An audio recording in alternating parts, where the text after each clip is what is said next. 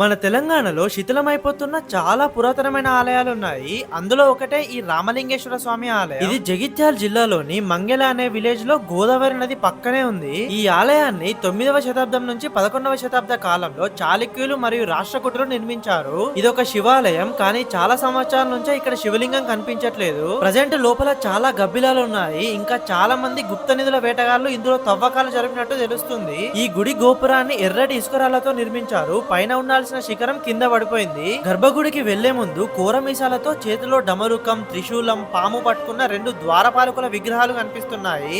ఇంకా ఇక్కడ left side లో అన్నపూర్ణదేవి విగ్రహం, ఇంకా రైట్ సైడ్ లో దండధారుని విగ్రహం కనిపిస్తుంది.